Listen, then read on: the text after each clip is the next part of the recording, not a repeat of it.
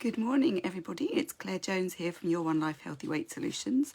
It's Monday, the 7th of November, 22, and I can't believe we're in November already.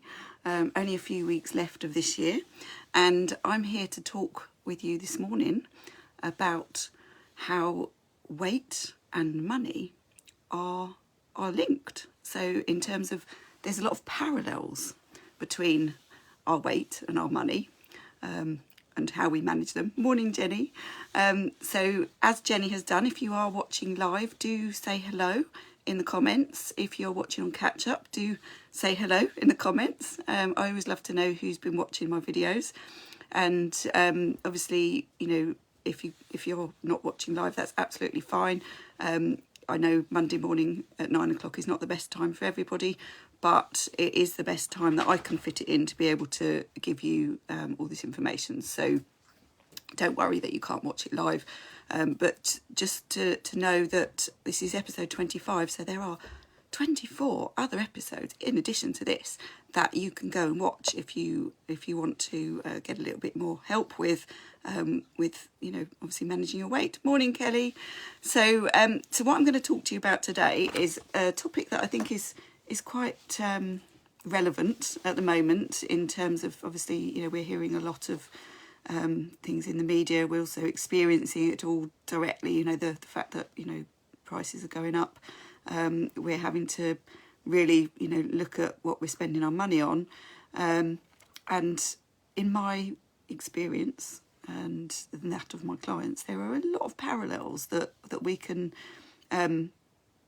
learn from this, and things that we can do to be better at managing both our money and our weight.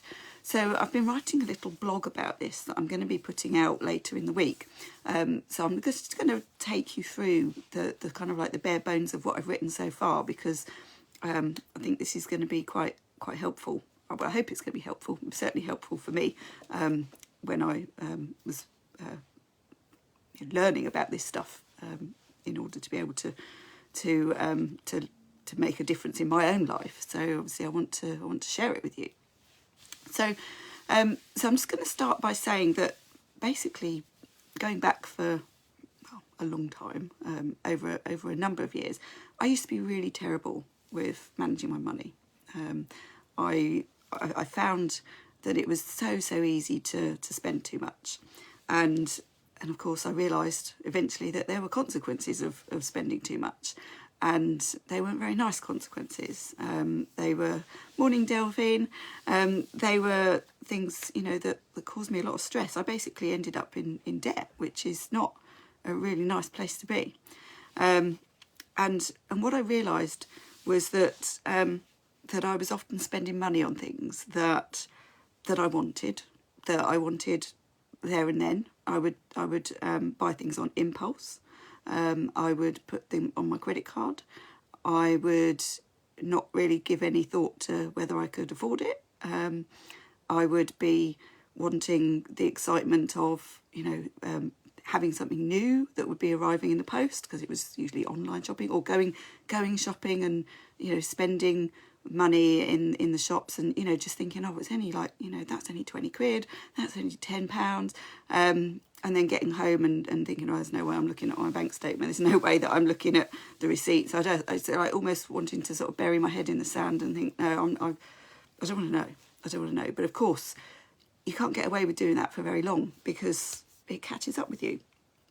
And the other thing was that, you know, I was definitely spending emotionally. You know, the reasons for buying things were to make myself feel better, make myself have things to look forward to, have things that you know, that I know, you know, new clothes to put on, new makeup, you know, things like that, new hair accessories.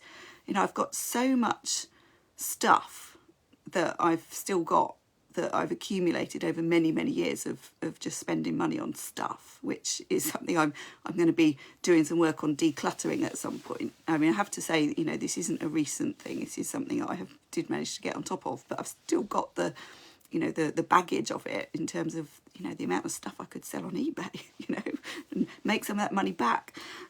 But the reason I'm telling you this is that, you know, that I also used to find it very challenging to manage my weight. And of course, when we're talking about weight, we're not really talking about the weight, are we? We're talking about food. We're talking about how much we're eating. We're talking about what we're eating. We're talking about how we're eating, and we're talking about why we're eating. And, you know, in the same way as it's all too easy to spend too much money, it's also so easy to eat too much, and for the wrong reasons. So eating when we're not hungry, eating on impulse, eating emotionally, all of those things. And what I realised when it came to managing my money was that the biggest problem for me was that I was not keeping track. I didn't want to keep track. I didn't want to know. I didn't want to face up to the fact that I was spending more money than I had. I also didn't want to face up to the fact that I was eating more food than I could afford. And of course, the bottom line, and this was the biggest penny drop moment for me, and it sounds obvious, but actually when you're in the midst of, you know, being, you know, emotionally driven by, you know, your behaviours being emotionally driven by things, and you can feel like you're not really in control of what you're doing, the biggest penny drop for me was realising that there is only a finite amount of money to spend, and also there is only a finite amount of food that I can eat without putting on weight. So the bottom line is, when it comes to both our money and our food, there's only so much we can eat, there's only so much we can spend before there are consequences to our actions. And those consequences are not good. You know, being in debt is horrible. Being overweight and uncomfortable and feeling unhealthy is horrible. It certainly was for me. And I knew that I needed to do something about it. I got to that point where I just knew this was not the life I wanted. Feeling constantly full of shame about not being able to control my behaviour. And that something had to change. Something had to change. So there's no easy answer to this. You know, there is no easy answer when we're driven to want to behave in these ways. And the reason we do this is we're hardwired to do this. We're hardwired for those rewards. And, you know, we're being very much driven by that primitive part of our brain. But that in this world where, you know, food and money are easily available. So, you know, when I say money is easily available, it's easy to get into debt. It's easy to spend more money than you've got. It's easy to borrow money. But the trouble is you've got to pay it back. It's easy to eat too much. But the trouble is that if we want to be a healthy weight, we're going to have to pay it back, because we end up putting on weight that we've then got to lose later. And that, you know, we've got to face up to the fact that there is a finite amount of money, there is a finite amount of food that we can eat. And unless we face up to that fact, we're always going to have problems. And that, as I say, was the biggest penny drop for me, and realising I need to do something about this. So, how do we do it? What do we do? So we simply cannot spend as much money as we want to spend, or be the weight that we want to be, and eat as much food as we want. We can't do that.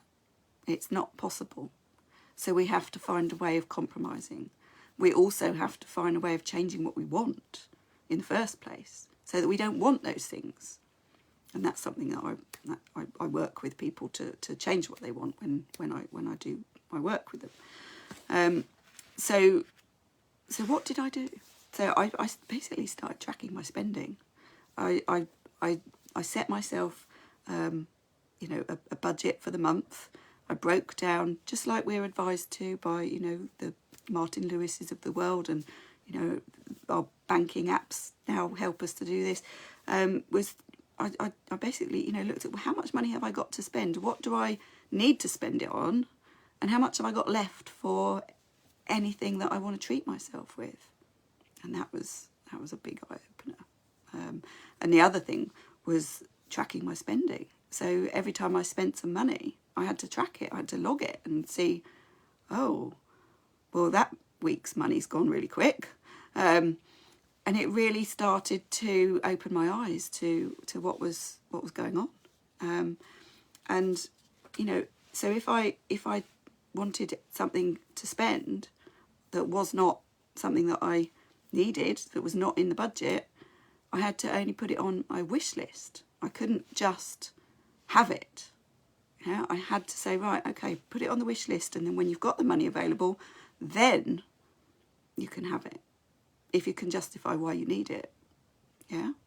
So it was making myself think more rationally, and okay, no worries. I was making myself think more rationally and more responsibly. Yeah. So then, of course, I realised that I needed to apply the same principles to my eating, because I couldn't carry on eating as much as I wanted.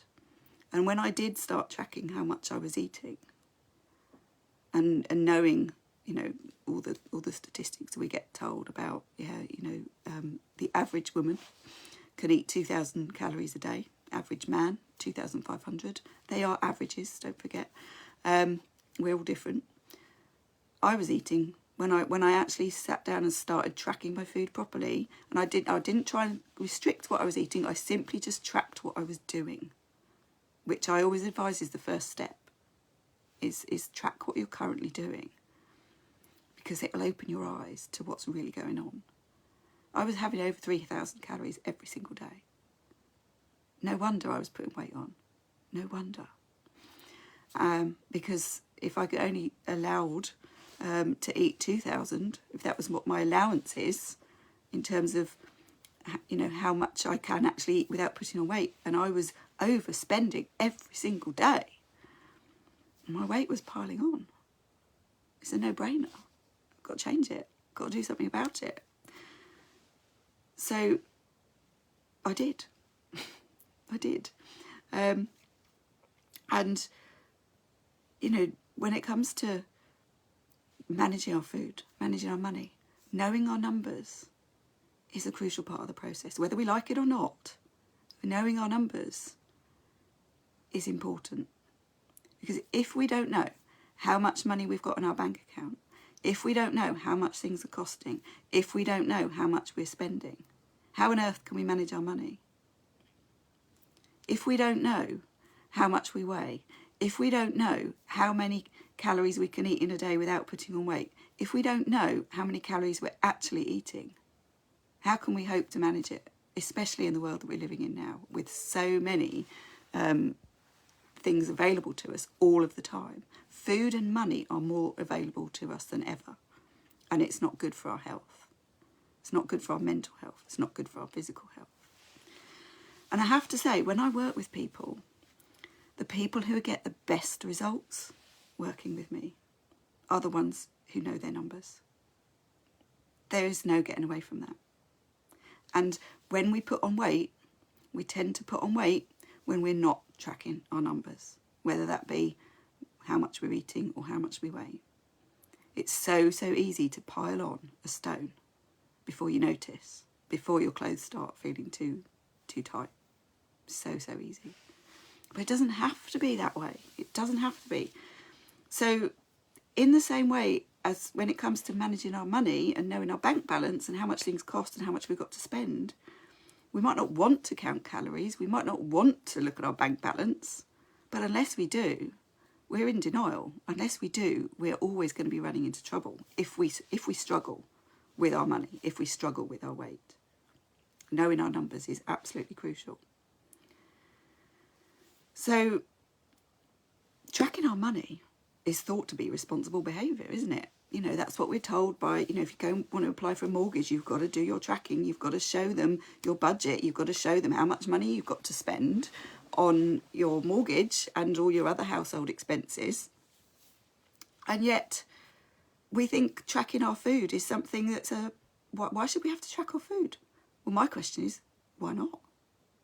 Why wouldn't you track your food and your weight? If you want to know if what you're doing is actually supporting your health and your well-being. Because as soon as we take our eye off the ball, that's when we run into trouble. So we don't have to get obsessed about it. It's just about being responsible. If we're being responsible with our money by tracking our spending and by tracking our bank balance, why on earth shouldn't we track our weight and our food? Why on earth not? So I'm going to leave that thought with you, because in my book, it's responsible behaviour. It's responsible behaviour towards ourselves. Is by knowing our numbers. And rather than thinking of it as a chore and thinking, why should I have to do it? Accept that doing it is going to help you. Doing it is going to empower you to make the best decisions that you can make, so that you know what you need to eat for your good health and for managing your weight.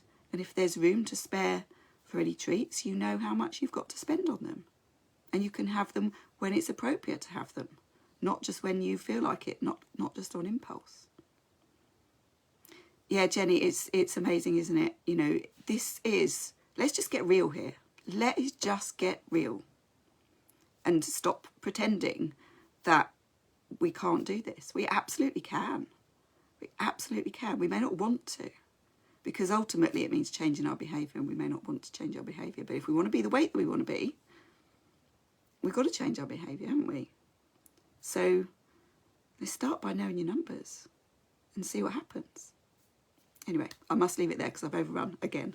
And I'm going to go into my accountability club now and give them their theme for November. They don't know what it is yet, and their first task. And I will see you all next week for episode 26. Now, I don't know what it's going to be yet, so tell me what you want me to talk about. And also, just want to flag up, please look out for the news about my Christmas program that I'm going to be doing. There's 3 free events that I'm doing in December.